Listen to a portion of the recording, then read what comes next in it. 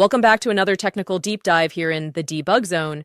Today we're tackling a big question and breaking it down with insights from other users. Hopefully this clears up some misconceptions and helps you get the answer you need. So buckle up, stay a little curious, and let's jump right in.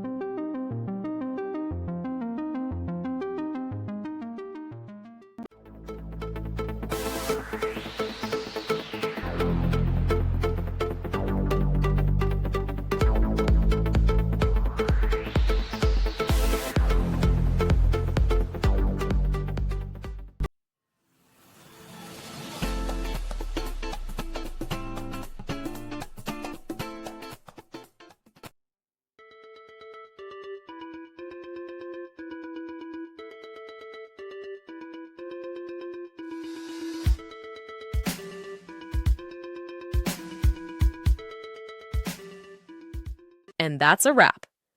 I hope you found the answer you were looking for. If you did, take a second to hit that subscribe button. It really helps out. And let me know in the comments which solution worked best for you.